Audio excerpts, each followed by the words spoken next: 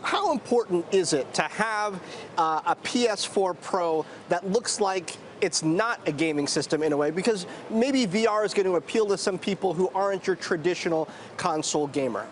I think that what we're trying to do with the announcements yesterday is, in one sense, a slimmer, lower cost, more performance efficient item is something that the console industry is very accustomed to, and it's kind of part of the natural game plan.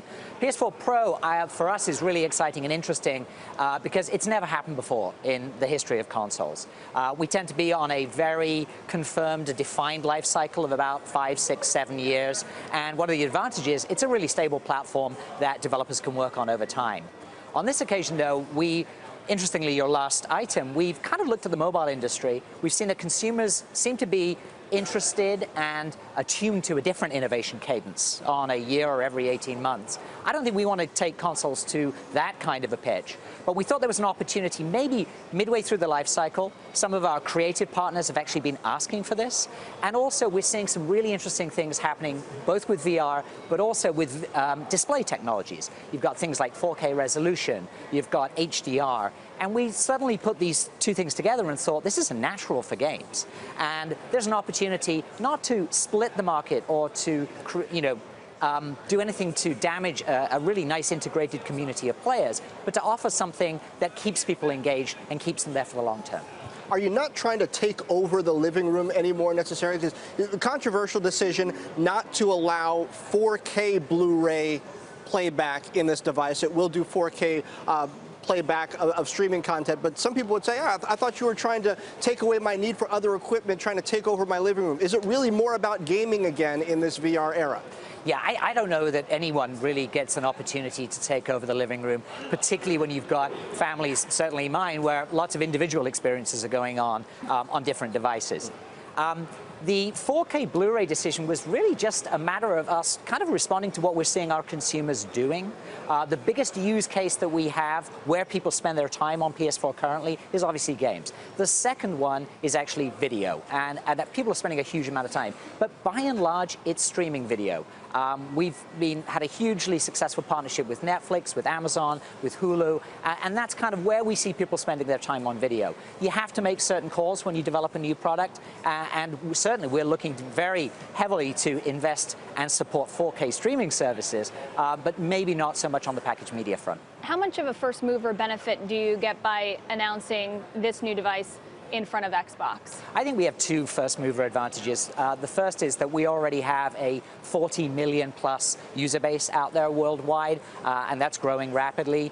We expect to increase that by about 50% this year, so that's clearly something that plays in our favor. People play online with their friends. There tends to be a network effect now in games. The second mover advantage is, yes, I think a year being here and now, as opposed to kind of promising something down the road.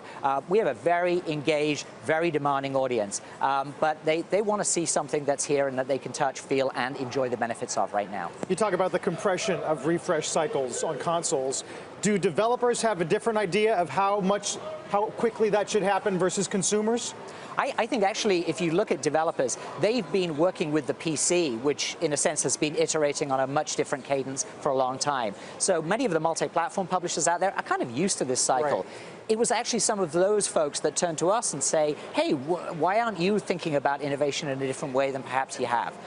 On the other hand, you have to strike the right balance. We want our fan base to buy into something and know that it's going to be there for the long term, and allow them, they invest a lot of money and time into game libraries, and we want to be able to fulfill that promise.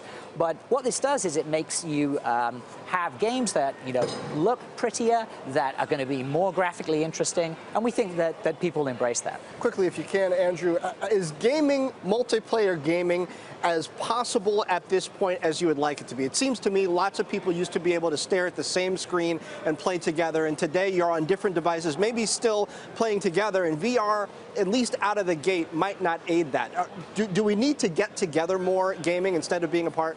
Oh, I absolutely. I'm a big fan of it. One of the things we did with PlayStation 4 was we put a button on the controller itself that says share. And that was very deliberate and strategic. Online multiplayer, I think, can be a lot more than just first-person shooter games. Well, and one of the things we've really enjoyed is seeing people connect through games in a different way than they have before. Hey CNBC fans, thanks for checking out our YouTube channel. Here you're going to find videos packed with all of the information that you need to be smarter about your finances. You can subscribe by clicking right here and click on all the videos around me or the eye right here to watch the latest from CNBC. Thanks for watching.